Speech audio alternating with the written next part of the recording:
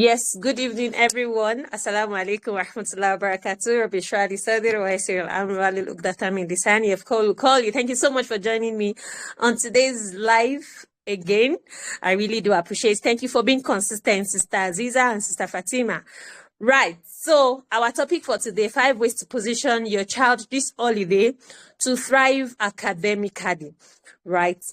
We need to know that if we want to actually position our children to thrive academically, there are certain things that we should never do with our children.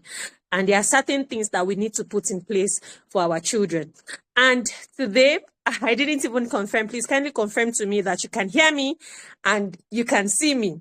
Right. So I said that I was going to, try as much as possible to try my sessions by introducing myself, because I wouldn't assume everyone who is going to listen to this knows me. Right. I am Marifa Otolori and I am the founder of Lola Loves Parenting. And today we're going to be talking about the 5 ways to position your child this holiday to thrive academically. So, and like I said that if you want to actually position your child to thrive academically, right, while that is not the only thing that matters, it's not just about academics, but then it is well known that parents are always, concerned about the academic well-being of their children, right? This is something that is very common. You see a lot of parents complain about the fact that their child is not doing well in math, is not doing well in English, and every other subjects like that, right? And that's why we're talking about this specifically. Right. So, like I said, that there are certain things that we need to stop doing if we've been doing it. And there are certain things we need to start doing if we have not started doing it. Right. It's not something that we've not heard before. But then, of course, we know that reminder benefits the believer. Right. So, the first thing that we're going to be talking about is that we should never neglect emotional and social needs. This is something that is very important, and this is something that I know for a fact that it has affected lots of adults. It is something that has happened to them in the past that has affected them in a way that they find it difficult, to even start things or to, continue to be consistent with things, right? They have been in that environment whereby during their childhood, they have neglected their emotional and social needs. One thing that we need to know is that we need to recognize the impact of ignoring our children's social and emotional needs. It can hinder them from thriving academically. I would appreciate if someone can help me put that in the comment section. The things that you never should do is that you should never neglect the emotional and social needs of your children. This is something that we really need to hold there, because if children do not have, that emotional and social care, if they do not have if they do not have that environment whereby their emotional and social well-being is being, the needs are being met, they are going to struggle academically. They are not going to thrive academically. But a lot of the time, what we do is that we majorly focus on the academic well-being of our children. You know what I mean by that? We find ourselves in a situation whereby we're always particular about, the grades that our children hold.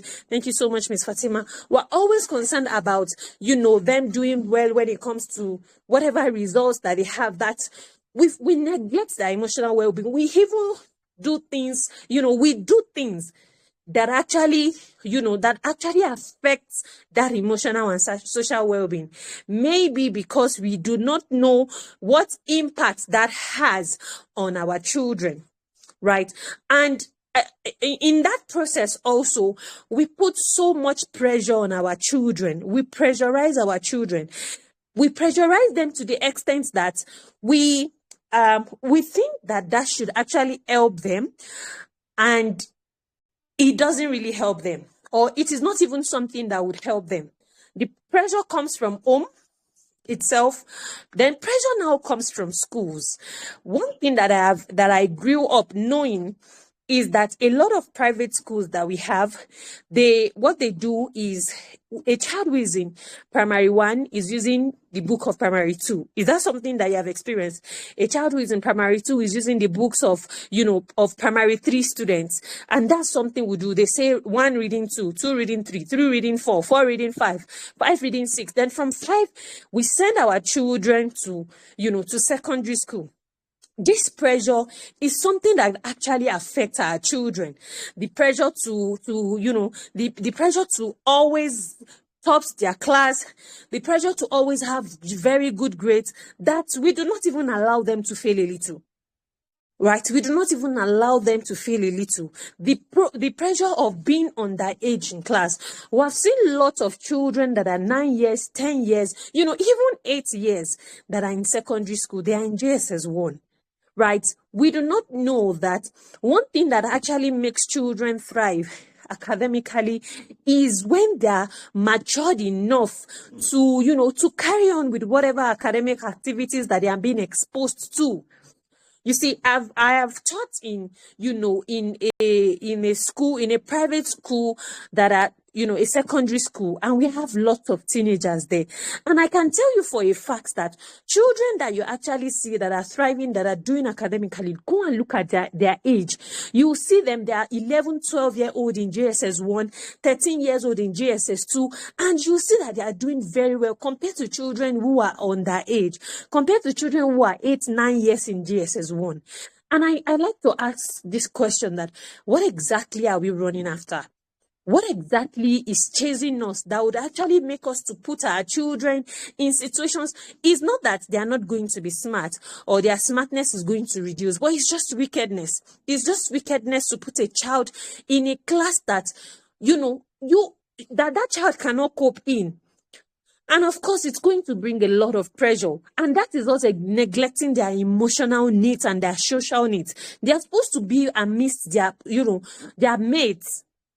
So that pressure to conform, that pressure to actually be at the forefront of the class, that pressure to thrive, that pressure to even do like other students, up to what other students are doing, is already there for them. And this is something that does not make them to thrive academically. We're making mention of this because, the holiday is gradually coming to an end, and parents would, want to look for school for their children, want to, make them settle down. They are going to the next class. Of course, there's a lot to look at. But then there are certain things that we need to sit down and look back before we actually conclude on choosing a particular school for our children. So we need to know that it is wickedness to take a child to a class that they are not supposed to be in, because they are not just supposed to be in that class. Right? So sometimes, like I said, that the pressure is sometimes from the school, whereby they have a child who is supposed to be reading book 1, reading book 2, and all of that. Then another thing is that pressure is also from home sometimes. The pressure to conform. You hear parents say things like, my child is doing very well, my child is smart, my child is this, they request for double promotion for their children. This is something that I have experienced firsthand. And I can tell you for a fact that as a parent coach, as a teacher, this is something that really affects children. Because at the end of the day, they are going to be amidst the students that are, that are way older than them, or that are, even if they are, if children that are older than them, of course. And so the struggle is real for them. And we might not be able to see the struggle. We might just be in that place whereby we'll be complaining that this child is not doing well in school, not knowing that we have actually put them in situation whereby, whatever it is that is being done, they don't have that mental capability. They are not matured enough to undo whatever it is, whatever academic activity that they are being exposed to. So there's also pressure from parents of requesting for double promotion because their children, quote and unquote, their children are smart, their children are having, all A's, they're having 90s, they're having 80s, and all of those things. So we need to know that it's not as if the smartness of our children is going to reduce.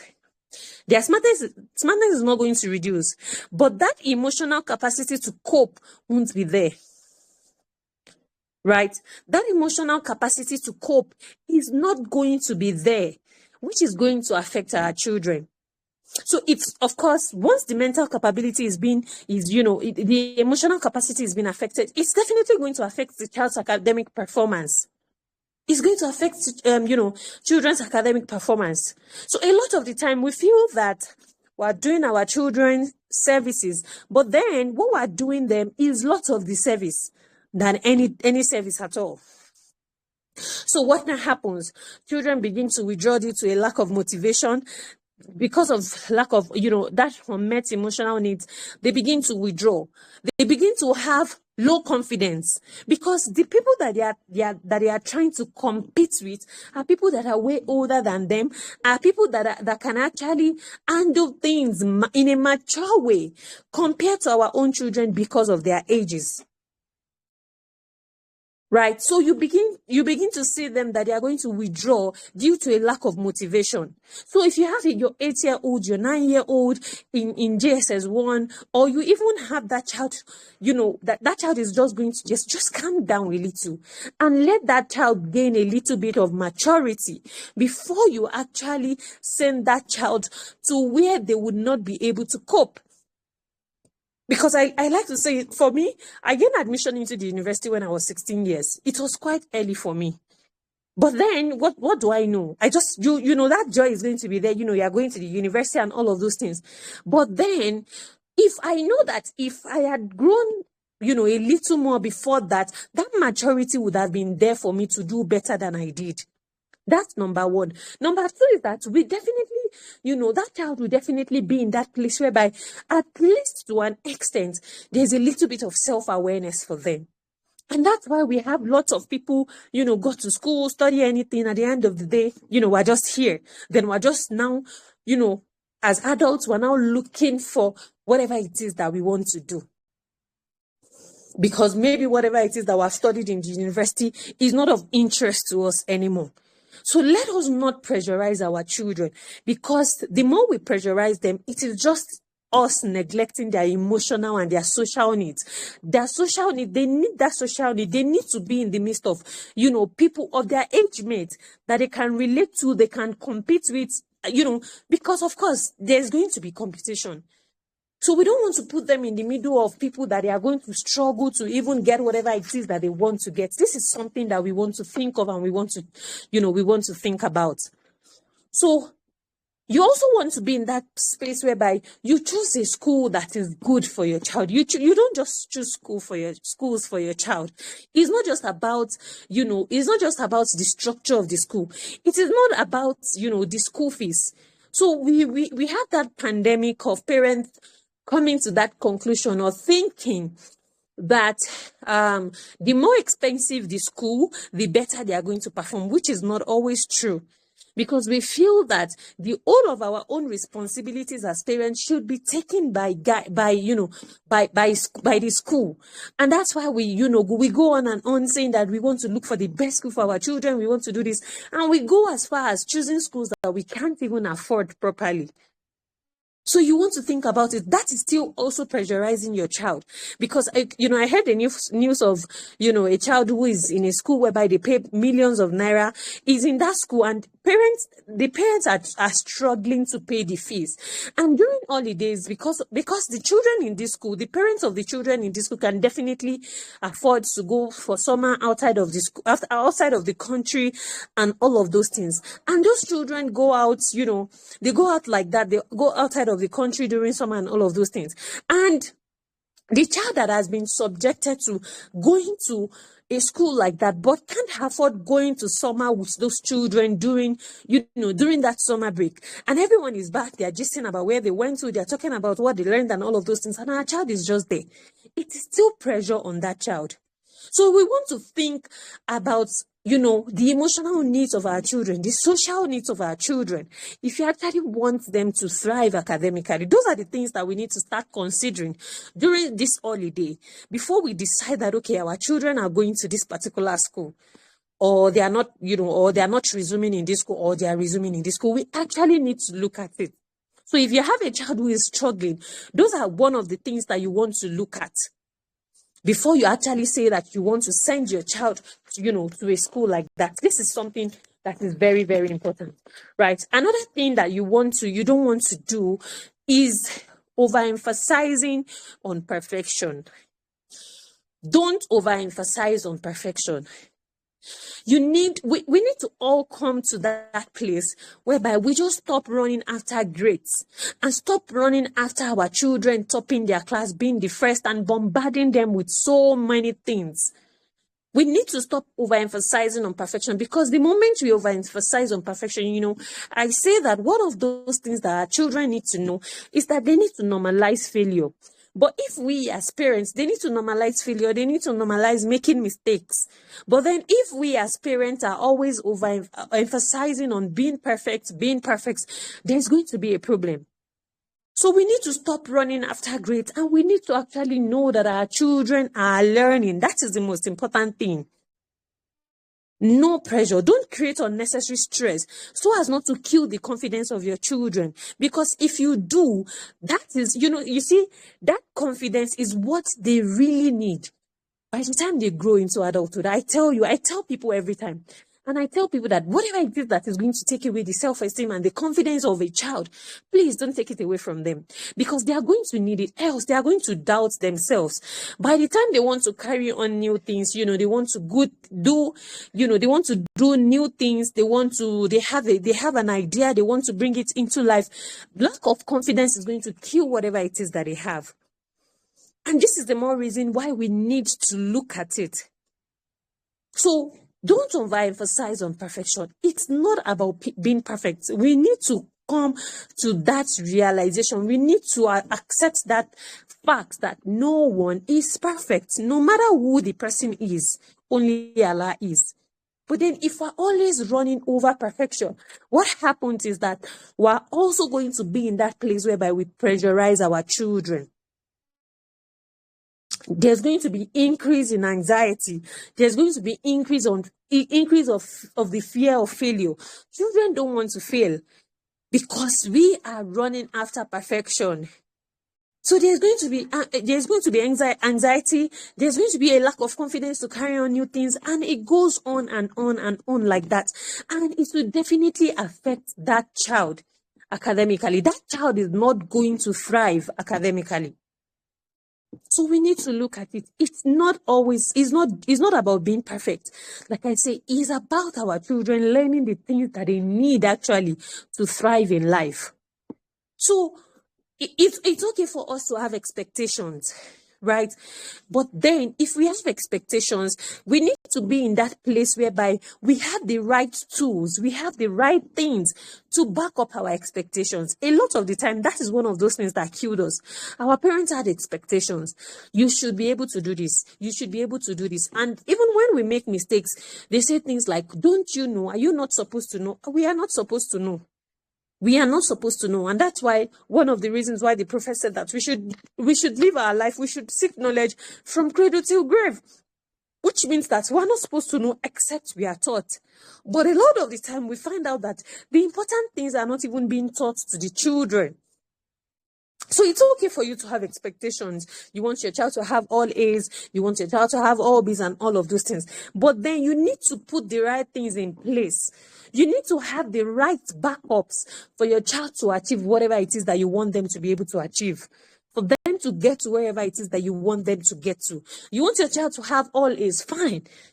Have you carried your child along? Does your child knows that expectation and what you're actually doing to get there? So you want to ask yourself, so have expectations, it's all right. The academic expectation, it could be high, but then you need to be in that place whereby you provide them with things that will help them to get to that place that they are going to. So it's not just about the outcome. It's not just about, okay, yes, your child must have all A's. Your child must pass all of this. It's about the process. So you want to focus on the process rather than just the outcome. Rather than the outcome of, okay, this is what I want this child to have. You need to focus on the process. The process is the most important thing. Because once a child is able to follow through with whatever process that you have put in place, that child will get to wherever it is that you want that child to get to. So you want to focus on the process rather than just the outcome. Choosing perfection can cloud the joy of learning. Like we've said it before, that you need to be in that space whereby that child has that joy for learning. That child wants to learn. That child is curious. And a lot of the time, children are naturally curious. A study has shown that by the time children become 4, 5, their curiousness, it has gone. It's going away because of how they have been treated. I shared a video sometime back that children are naturally scientists. They want to know how things work. There are several things that they want to know. But because of our own, struggle for perfection, our own, our own struggle for, okay, yes, this is what I want. I want my space to be clean. I want this, I want that. Then the curiousness of our children go away. We have all experienced that part whereby our children are definitely they will definitely ask questions. Mommy, why is this happening? Mommy, what is this? Mommy, what is this? What is this? Then we get to that point whereby we are very frustrated to respond to them. And these are the things that actually kill that curiousness in them. So they are naturally curious. We should just be in that space whereby we do not kill that curiosity in them.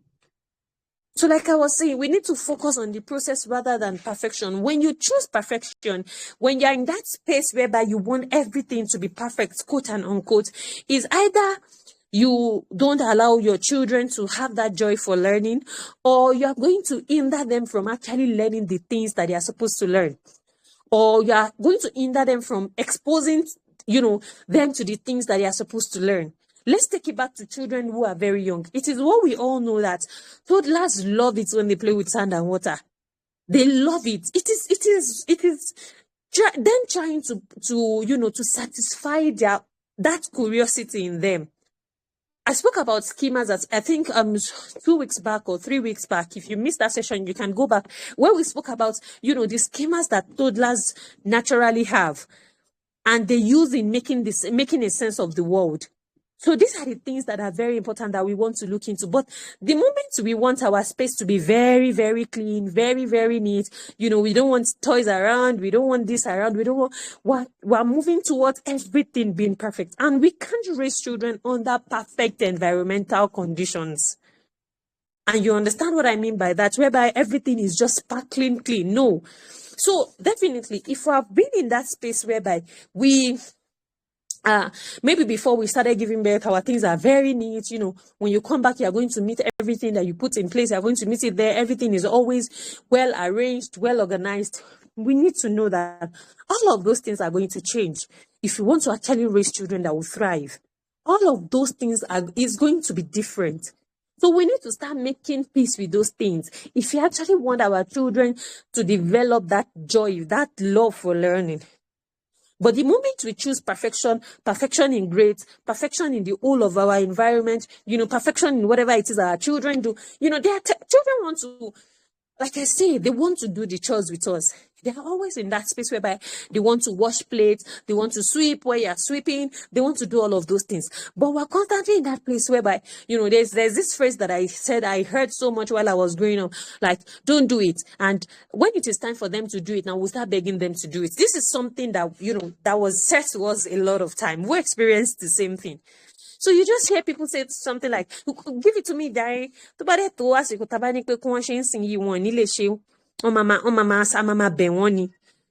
like that. Then we don't allow them to explore because we want that perfect kitchen. We want that, just that's the word. We want that perfect kitchen. We want perfect things. And a lot of these things, when children actually engage in it, when they are involved in it, they learn a whole lot from it. And that's the more reason why we need to allow them to explore. So we should not overemphasize on perfection. That's another thing that we should not do. If we actually want to raise children that thrive academically and even thrive in life, right? So we need to know that since success isn't about achieving perfection, success is not about achieving perfection. Go and look at the people that are doing things right now. And that's why, let's even look at the apps that we use. The apps that we use, we just start using them in a particular way. And as time goes on, what happens? Who can tell me what happens? I'd appreciate if I can get a feedback of what happens. So the apps that we use, there's a particular word that I want, from people. We will be using them as we keep using them. The developers of those apps, what do they do to it? Thank you, upgrading. Thank you so much, Miss Fauzia. Upgrading. They keep upgrading it. That's to tell you that app was not created perfect.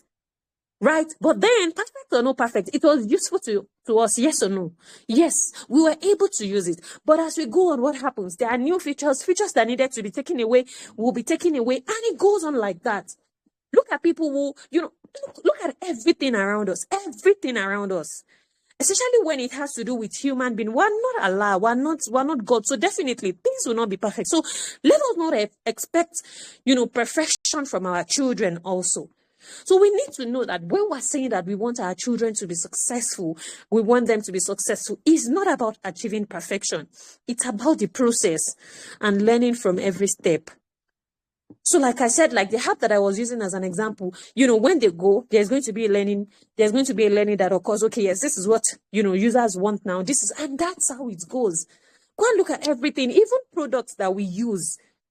You see them, they will tell you, okay, recently, Jais Bank they just rebranded. Yes, that's the word. They rebranded. They changed their logo and maybe some other things about them. That's to tell you that they are not perfect. They are growing. They are growing. And it's the same thing for our children. As they grow, they will make mistakes. See mistakes as part, as an opportunity to teach your children. Because if they don't make similar mistakes now and tackle it and move forward, when they make big mistakes when they grow, it's going to be difficult for them to move on because they are not used to making mistakes. They feel disappointed. They can't go further. They can't go forward. So it's the same thing. We need to start looking at it from that end, right? So we should not overemphasize on perfection. That's another thing that we need to do. If we actually want to position our children to actually thrive academically this holiday as we go on, right? So the next point that I'm going to be making mention of is we should never be inconsistent with our routines and our expectations, right? So inconsistent routines, and expectation is something that actually, is going to hinder our child from thriving academically. I've spoken so much about routines and being consistent with it. It is said that the opposite of success is not failure. The opposite of success is inconsistency. Because, when we say that success, yes, you are not in that place whereby you have achieved that success, but then it doesn't mean that you have failed. So, but if you're consistent with whatever it is that you're doing, you get to wherever it is that you're going to. So I've spoken so much about routines, but what I have found out is that so many parents find it difficult to incorporate it. And when they try and maybe their children are not getting it, they get frustrated and they come to that conclusion that nothing is working and it's so difficult to move forward. And that's why we have decided that, okay, yes, we're going to have a parenting community whereby everyone who has who have the same target, who have the same goal of raising wholesome children, we are going to be there and you're going to be provided with everyday tools that is going to keep you consistent. And the thing about it is when somebody tells you that, okay, yes, I did this and it worked, I did it, you are also motivated to carry on that, okay, yes, I think this thing is going to work because it's working for other people. When you understand your child, when you understand where you're coming from, you understand what to put in place. When you are in that community of like-minded people who are moving towards the same goal, it's easier. So if you have not registered to be a part of, a part of the community, please, this is like the best thing you can do for yourself and for your children. I promise you, it's not just about parents, because I like to tell people that when we talk about parenting, it is about us. It is about us. But a lot of the time, what happens is that we focus so much on our children and we neglect ourselves, not knowing that we are the models. They are looking at us. It is what we do. That's what they are eventually going to do. This is something that is, this is something that I know, like I know very well. It is something that at the end of the day, as far as we're in that place whereby we constantly guide them, they have a sense of belonging, they have so many things put in place, we are connected enough with them. This is something that we will achieve. But so, like I was saying, like inconsistent routine is something that is going to hinder children to thrive. Because a lot of the time, it's not just about children's smartness. It's about their consistency in being able to follow through the things that they are expected to do for them to get whatever result that they want to get. And we'll see that it said that a lot of the time, the people who are taught of whatever it is that they do and all of those things, it's not as if they are the smartest. They are just the most consistent. They are just the most consistent with the things that will get them results, that will help them to achieve the goal that they want to achieve. So we need to have consistent routines and expectations. So now, during the holiday now, parents are in that place, maybe because they've heard that chores helps children to thrive and all of those things. That chore is there for children. They keep doing it. But then when school resumes, what happened? We take it away from them. We're always rushing. We're always rushing very early in the morning. We're always in that place whereby, we're shouting, you're yelling. Inconsistent routine is what makes you to yell. It's what makes you to shout. It is what does not make you to achieve whatever it is that you want to achieve. I posted something today and I said that, one of the underrated skills that people need to learn is that they just need to stick to the plan, whatever it is that they feel. That's what consistency is. You have a plan, you have a goal, you want to get somewhere. Yes, today you don't feel like, of course, it's not, like I say, it's not everyone that wants to show up. It's not that's not the word. It's not every time that people feel like showing up. But then because they understand the power of being consistent with whatever it is that they want to achieve with the process so that they will get to wherever it is that they want to get to. It's the same thing for children. So now the chores are there for the children. Maybe they are getting used to it day by day, and it's something that is already of interest to them. And just suddenly, because school has resumed, we decided that we're going to take the chores away because they are going to school. You see, a lot of the things that we feel that we should take away, most especially when it comes to chores, because children are going to school, it's a disservice for them because they are learning a lot from it. I tell people it's not just about the book that they are learning in school. Every other thing that they do at home that gets them results is part of learning. So don't take away chores because of schooling. You need to just create a structure that works around it. This structure system is something that, people have messaged, you talk about structures, you talk about system.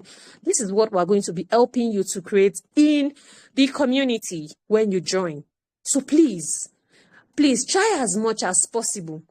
When I made the calculation of this money, just do 50,000 naira divided by 365. You see that whatever it is that you are going to be paying per day, and compare it to what the tools, the resources that you are going to be getting to work with, is nothing compared. And that's why I said from the beginning that, it's almost free. It's almost free of charge. So you want to be in that space whereby you are being helped. You are being helped to create that structure and system that actually works. It is something that we really need to look into, right? So taking away chores for our children because school has resumed or school is about to resume or something is just taking away a form of learning and educating your child. It's a way of taking it away. So don't take routines away because school is resuming. You just need to create it in a way that it comes with, school is, as school is, planning to resume and all of those things. I started speaking with my children. Okay, yes, these things that you do in the morning during your holiday, would you like to shift it to when you come back from school? Or would you like to do it a day, the 9th of the morning, they are going to school? Sit down, rub minds together. Like I tell, engage your children. Don't treat them like they are dummies or they are robots. Engage them. So don't take away their chores. Consistency is the bedrock of academic success. I would appreciate if someone can help me put that in the comment section. Consistency is the bedrock of academic success.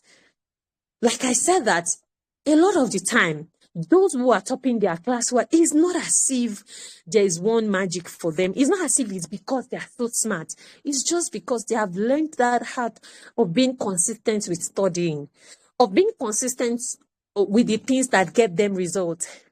Thank you. Consistency is the bedrock of academic success. I was listening to an educator. Yes, he's an educator, but then he's into training teachers and school owners and all of those things. And he was sharing with us when he worked. He said he worked in a hybrid school, and when he got to that school, you are going to sign like a document that is going to that tells that there's an agreement between you that your students must get 100% from the subject that you are going to be teaching them in WAEC and IGCSE. And in his words, he said that when he did, he saw someone he looked at previous results and he saw the teacher that has been consistent with getting all A's for his children and all of those things. And he studied the system and structure that person put in place. He found out that in the morning, there's always a 7:00 class, or maybe before 7:00 class for the students. There's always a presentation of weak students by their weak students to other students, and there was this structure in place, and it continued like that. And that's how this person got this result, this 100% result. What am I driving at? I'm just okay. So, in his words again, he said that after he left that school, he learned that from that school, and he actually got the results that he wanted. But then after he left that school, he went to another big school in, I think, Abuja or Lagos. I'm not sure. Then he went to another big school again, and he just implemented what he learned from his previous school. He just implemented it in the new school that he was back then too, because he's no longer a classroom teacher now. And he also got the results that he wanted. It's not as if he had all of his students smart. So he was just trying to explain that school owners should be in that place whereby it is not just about the teacher that comes. It is about the system and structures that the teacher that have gotten the results that they wanted have put in place. They should imbibe that system and structure. They should document it and use it for every other teacher and for every other student that comes, and they will get the results that they want, right? So what am I driving at? I said that consistency is the bedrock of academic success. So if your child is being consistent in the things that actually get them results. And of course, before we can actually be in that place, we need to understand a lot of things about our children, their learning style, most especially because we're talking about academic success here. So we need to be in that space whereby we understand how they learn, we understand what their learning strength is, they understand how to study. A lot of children do not know how to study, which is something that actually affects them and that have actually affected us while we were also growing up. We pay attention on the weaknesses of our children rather than pay attention on the strength of these children. And this is something that also affects. So you need to be in that place. You need to know that it's not just about being smart. If you're able to follow through, the ages of your children, their maturity level, you understand their learning style, you don't put them in spaces whereby they are finding it difficult to cope, then you definitely see that you get the things that you're supposed to get. And it's not just about, this child is not doing well here, extra lesson, school stops by 2, you wait in school till 4, you start extra lesson, if extra lesson is what works for you, please stick to it. But then you need to know that it's not just about that. And that's why we all need that system whereby, your hand is being held through. From my experience, there's a lot that I have seen that are causing so many challenges that shouldn't even cause any challenge. But then if we don't know, we don't know. And like I always say that if we know better, we do what? We do better. So what you need to be smart-headed is consistency in structures and routines. But that's what a child needs. Like I always say that no child is born dumb. But then if the environment does not provide for them what they actually need, if the environment does not understand them, then you're actually going to tag them dumb. There's a saying that if a fish is judged by its ability to fly, then it's going to die thinking that it's dumb. And that's why we need to understand the learning strength of our children also. We need to prepare children for the world that they will be in, not the one that we left behind. I think I have a point, and when I get there, I'm going to explain it better. We need to become more strategic. We need to become more strategic about the things that we put in place that can actually help our children to thrive academically. Right? So inconsistent routine leads to disorganization.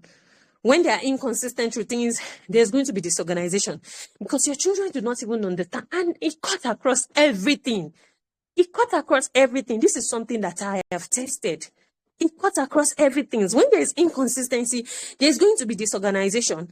And often there's going to be missed opportunities for our children. Right? So inconsistent routines is what frustrates us as parents. It frustrates us, and that is what makes us yell every morning. If you have a consistent routine whereby your children understand, yes, these are the things that I need to do. Yes, I know that people will come from that place of, I have tried it, I have done this, it's not working. But the question is, how long have you taken your child through it? How long have you guided your child to get results before you come to that conclusion that it's not working? So this is what frustrates us. Your child does not know that, okay, yes, these are the things that I need to do at this time. These are the things that I need to put in place. After this is this. After this is this. You're going to yell because you always look for shoe, look for bag, look for this, look for that every morning. And it goes back to our first point of the emotional needs of our children. Because if you're always in that space whereby you're shouting, you're yelling, it's affecting the brain of your child negatively. Let's not even go there this evening. So you need to have clear expectations and you need to be predictable. You need to be predictable. And that's why you need to put consequences in place that, once your child knows, consequences is not there to make your child suffer or to hurt your child, but just for your child to understand that, there's for every action or inaction, there's always a consequence. And that's exactly what you want to teach. Not that you want to, you want to suffer them or you want them to go through pains or something. So you need to be predictable. Like I always say that our parents have bragged, and we are also doing the same thing. We have bragged on unpredictability. We have bragged with unpredictability.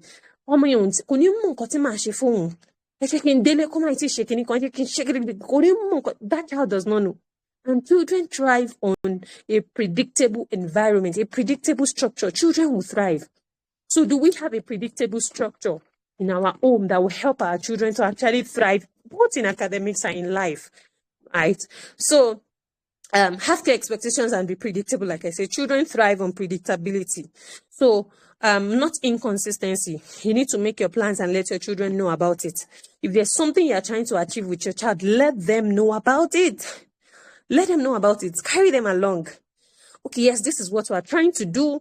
This is what we want to achieve. These are the things that we're going to put in place. Let's see if it's going to work. Stop seeing it as, children, they just want to rebel.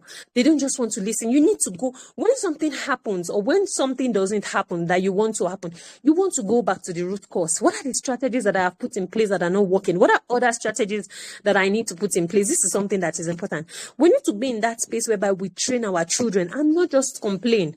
A lot of the time we just complain.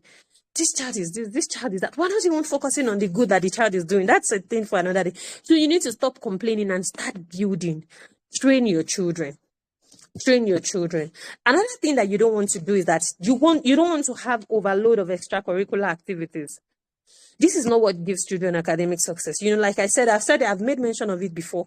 You want your child to finish school by 2, go to lesson teacher is waiting, Arabic teacher is, like that. That is not what gives your children academic. It just makes them nervous and anxious. It burns them out. Children also burn out. Yes, just like adults do burn out, children also burn out. So if you're in that space whereby you're overloading your children with lots of academic activities, lot of extracurricular activities, you want him to think, you want him to dance, you want him to do this, you want him to fly, you want him to be best in maths, English, they are not realistic. So don't overload your children. The work of a child is play. It's supposed to be from play to passion to purpose. From play to passion to purpose. It's not just about overloading. Yes, math, social studies. And that's why, yes, it's something that, it's not something that we're happy about, but we need to make mention of it. I don't know why a primary 6 child or a primary 5 child is going to be having 15, 16, 17 subjects. What exactly are they doing with all of those things? And that's why as parents, we need to know what we're doing. That's the only way we can actually guide our children. That's the way we can support our children. But if we do not know, we can't do better than we know. That's what happens. So don't overload your children. It burns children out and it prevents that academic success that we want. So it's just like we want something, but then we're going to Lagos, for example. Then we're not taking Lagos Ibadan Expressway. We're going a different way. Maybe we're taking Omi Adio that will lead us to Abeokuta. And we want to get to Lagos. What's going to happen? The driver is just going to be frustrated. It's the same thing. The driver is going to be frustrated. So you want to get to a particular place, but then the things that you are doing are things that are hindering you from getting to wherever it is that you want to get to. So we need to know that already. We need to be in that space whereby, and that's why the best thing we can do for ourselves, or let me say the best thing we can do for our children, is to constantly be in that place whereby we are learning, we are unlearning, we are relearning. This is something that is very, very important, right? So we want to be in that space. So overloading your child's brain doesn't make them learn. The brain doesn't work the way we think it works. So if you're in that place whereby your child finishes school by 2 p.m., they have extra lessons till 5, another lesson teacher is waiting for them, your child is no longer learning. Your child is not learning nada. Your child is not learning everything. Your child can pass exams because, like I always say, that brain of your child wants to protect them. So your child is not going to learn anything because you're just bombarding, you're just overloading that child's brain. That child is just going to, let me just protect themselves. This is what these people want. Let me just give it to them. And that's exactly what happens, right? So you need to stop scaffolding your children. You had this, and like that. That's not what gives them, academic success. That is not what makes them to thrive academically, right? So the brain is not learning. We need to know. So extra lesson, let me not say too much about this because we don't want a situation whereby you think that you've heard that extra lessons are not so, they are not really helping your children. But then we need to know that as we're taking away, we need to replace. If I'm not doing extra lesson, if you're not doing certain things that we are saying that it does not really give children the things that they need, you need to replace it with the things that works. And again, this is why, we want to build a community of parents whereby they get the things that their children really need to thrive and not just anything at all. And that's why we said that an intentional parent, follows a plan. And that's exactly what we're going to be helping you to do. Following a plan so that you get the results that you want to get, right? So overloading causes stress, it causes fatigue, and lack of focus. A child is unable to focus. That child is just always tired. That child is stressed. And like I said, that child is going to burn out. Children also burn out, right? So don't overgive your children, right? So like I said, if you're going to be removing, replace with something that is actually going to help your children. Following a structure will actually make you put lots of things into perspective. When you follow a particular structure, a structure for something, if there's anything at all that you want to achieve, put a structure in place. Put a structure in place. Some years back when I found out that, yes, I love to read, but then maybe because I didn't know. I wouldn't say I didn't see. I didn't know how important it was for me. And I couldn't continue with it. I created a structure with it. I found out that, I was able to do better. I was able to read better than I was reading. So when you create a structure for something that you want to achieve, for a goal you want to achieve, you get there. So it's not just about the outcome. It's not just about the progress. It's about the process that you put in place. So you want to follow a structure that makes you put a lot of things into perspective. And that's what you will gain from, being a part of that community. So how do you now position your child to thrive? What are the things to do? The things to do is something that we've actually made mention of. So we're just going to, buttress on those points as we go on because our time is fast spent. So what are the things that you need to do? You need to set clear expectations and goals. What exactly do you want your child to achieve? What are your expectations? Expectations, like I said, are important. They're an important part of your journey, of your parenting journey. These are the things I expect of my child. I expect that my child will be able to use please, sorry, thank you, pardon me, effectively. Good. What are those things that you are putting in place to actually teach your child all of these things and make sure that they learn it? In the process of trying to teach them, what are the things that you're going to put in place that when they deviate, they will be able to face the consequences? Like I said before, not harsh ones, not the one that hurts them, but the one that helps them to learn what exactly you want to teach them.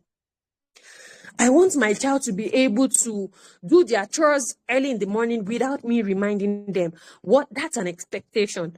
But then, what are you putting in place for them to be able to get to where they are going? I want my child to be able to have A1 in maths and English.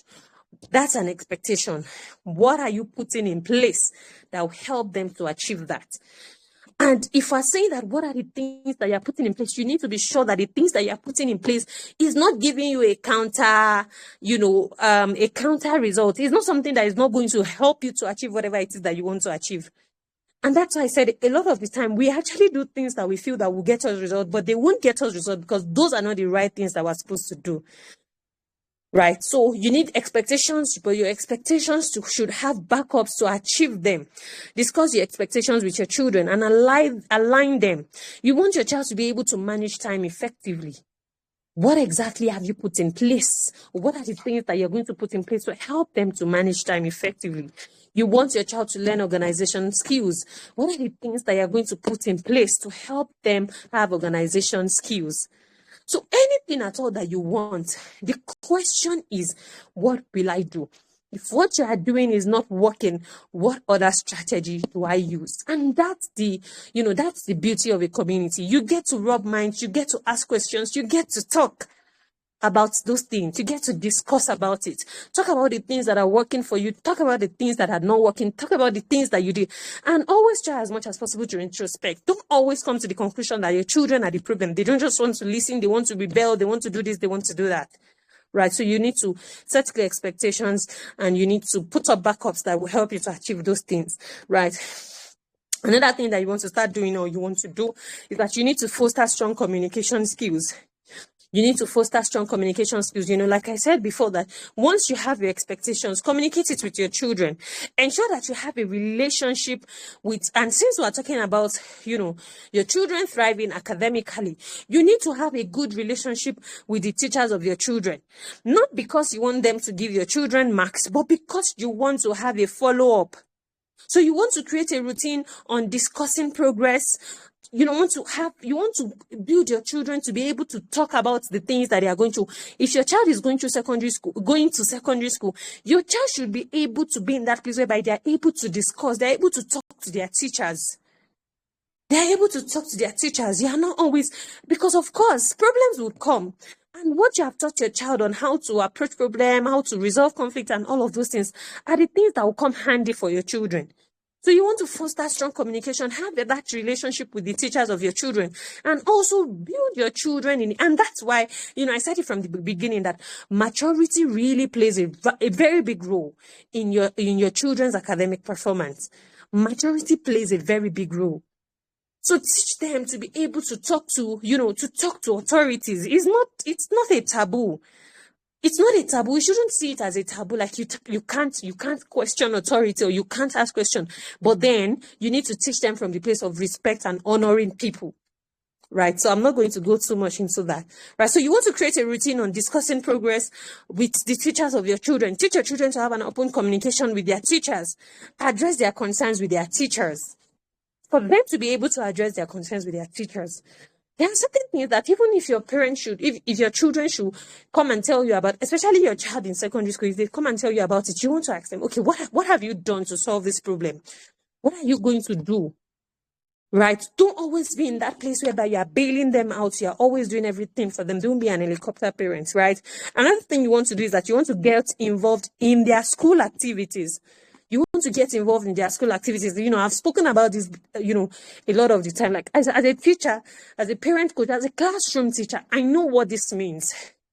When parents are involved in the academic activities of their children, I know what it means. I know how it puts us on our toes as teachers, not because we are not doing our job, but because we know that there are parents who are also following up.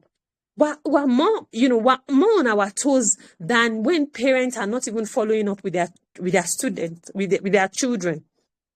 Right, so you want to get involved in their school activities, right? Another thing you want to do is that you want to teach them study skills. Like I said, a lot of children do not know how to study because they don't even know how they learn. A lot of them don't know, and that's why I'm trying to put some a back to school bundle together whereby we're going to have so many things into perspective. We're going to have a learning style guide in that bundle. We're going to have school structure print. We're going to have a lot of things in that, in that bundle, whereby parents are going to, it will just be like a go-to tool for you to see what you are doing right, the things that you need to improve on, the things that you need to eliminate, and all of those things, and the things that you need to implement right. So I hope that I'm able to finish with that. So a lot of the time, for me, I struggled with mathematics. But I have found out that, okay, yes, they're still growing, but then I'm already putting in place the things that they need to, that they need to know, the things they need to have so that they do not struggle like me. So I try as much as possible to, keep being in that space whereby I continually learn for them so that they are not going to struggle like me. So I have gotten to know that there are actually skills that children need to learn to actually be able to, do maths effortlessly. Right, this is something I'll do every other subject that has to do with calculation, effortlessly. So I have gotten to that place. I have known that, okay, when we want to actually teach them the skills that they need, we need to, consider time management. We need to consider mental arithmetic. We need to consider numeracy skills, quantitative reasoning, critical thinking, problem solving activities and all of those things. Right, so we need to teach them study skills. Teach time management, introduce your children to study skills early. This is something that is very important. And inshallah, in that bundle that I spoke about, it's going to be there, right? For those who are going to get it, they are going to get how to teach their children how to actually study. From age 7, your children should actually know how to study and not just cram to get whatever result that they want to get, right? So, teach children to break big tasks into smaller tasks. This is something we want to teach them, right? But then, like I always say, we need to know it first before we can teach it to our children. A lot of the problem and the challenges that we go through is because, yes, quite all right, while we were growing up, or even our parents, we had that industrialized era. We had that era whereby, it is just once you come out with a very good result, there's a sure thing that you're going to get a job, you're going to work in an industry or something, you will get a job. But then, unfortunately, we're no longer in that era. We're in the era of knowledge now. So before we can be in that space whereby we say that, we need bottom line, we need to prepare children for their own future, not our own past, or not just this present. Things are evolving very quickly, and that's why I said that the best thing you can actually do for your children is to be in that space where you continually learn the things that they need to also, to learn. You need to be an advantage for your child, like I always say. So the challenges is just that we are coming from an industrialized system that was created, that has created the school system that we had. And now the school system that we have today, is a product of being able to solve problems of the industries. And that's something but now we have moved to that era of knowledge. And the school system that we have, it hasn't left that industrialized era. I don't know if you understand what I'm trying to explain. So we're in that space whereby we're just running after grades for our children so that they finish with the best result and they start looking for job and they get job. But no, our children need knowledge. Knowledge is something, it is a knowledge-based era now. Right? So it is not just about the results, like I said from the beginning. So we are not still, preparing children for their own era, for their own future, but for our own past, for our own era. So it's something that we really need to look at. You need to do the things that help your child, that is going to revolutionize them. Because while we're in that space whereby things are changing very fast, things are changing very quickly. And as a matter of fact, if you're not keeping up with how things are changing, you'll just find out. I was speaking with somebody some days back and I was saying that, can you remember how you used to use the system, back then, very fast, you could do things, but there are certain things now that when they are doing on the system, you'll be like, what exactly are they doing? That's to tell us that everything is moving so fast. Technology is making everything change every day, day by day. So we need to prepare our children. That's why I always say it's not just about school. We need to expose children to life skills, the skills that they actually need, which we are going to be putting all of these things, because of course we have a long year and this is something that is going to help us to put a lot of these things into perspective. Right. So if you do not be in that space whereby you keep learning, you keep on learning the things that are no longer, useful for you now, you will be stuck in that industrialized system. and that system does no longer exist. And that's why you find, children that are growing, they tell us that school is scam, because they were actually scammed, like I said, right? So it is something that is very, very important. We need to, we need to be in that space whereby we continually learn, we continually unlearn, we continually, relearn, right? And that's why the community is here for us, right? So for the community, I'm just quickly going to, I'm going to talk about it quickly. For a year, it starts January 2026, and for a year, it's 50,000 naira. And it starts January 2026, like I said. So if you want to be a part of this, you can register with 5,000 naira now, and you spread the remaining payments within the rest of the year, right? And please, if you are going to be doing this, try as much as possible to pay up before the 1st of January, because if we're unable to do that, then it means that we're not going to be able to be a part of the community. And that's why we're announcing this early enough for parents to be able to, join. It's 50,000 naira. And I tell you that what you're going to be getting from this, you're going to be getting daily voice messages, daily connection and discipline tools for your children, and, and lots more, right? So you don't want to miss this, right? So like I said, you need to, if there's anything at all that you want to put into perspective, you need to create a system for it. Like I tell people that even our religion, I'm not sure there's a Christian here, but even our religion, it has a system. It has a system put in place. You know that if you want to serve Allah, there's a way you serve Allah. You don't just do anything. You don't just do anyhow. And what happens? We're able to get whatever it is that we want to get. So whatever it is that you want to do, also, you need to be able to put it into a system that works. And that's what we want to build. And that's what we've been building it in our hearts. And now we want to bring it into life for parents, right? So please, this is where you should be, right? So, a lot of the time we come here on Fridays, we just drop tips and acts. Tips, because yes, it's tips and acts, do this. But then we need to know that a lot of the time I've received messages, I'm overwhelmed. I try to do this, it's not working. And that's why we have decided, okay, yes, let us put all of these things into perspective so that parents are also going to, get from this. We need to actually say that it's a lot for me, but then I know that it is something that we really need to do so that we can actually nurture wholesome children, like we have said. So another thing that you also want to do, like I said from the beginning, or, throughout this week, is that you need to understand your child's learning style. If you don't understand how your child learns, it's going to be a struggle. You need to also understand your child's learning strengths.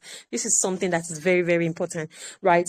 I dropped a link on the Telegram group for parents who want to be a part of the community, a link to a WhatsApp group where you can join and get more details about the group, where you can ask questions. Yes, we have the group already, although yes, it's so quiet there. No one is talking, but then I feel that maybe there are no questions, right? It's a wait list for parents who want to be a part of the community, where you can ask questions, where you can get clarifications about the community, right? So if you would love to be a part of it, join the link, join the community, join that wait list via the link that has been sent to the Telegram community. I'm going to share it again for parents who still wants to access it, right? So please, like I said, we're not going to be taking more than 20 participants. Yes, we're not going to be taking more than 20 participants. As we go on, as we build, maybe we're going to have, more people, but then I want a system, I want a community whereby I'm able to actually hold people's hands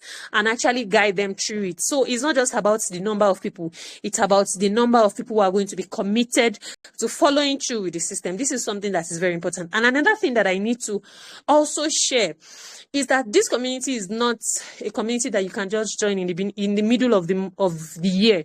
No, because like I said, it's a system that has to be followed. So if you've not followed from the beginning of the year, joining in the middle of the year is not going to help us to achieve the goal that we want to achieve.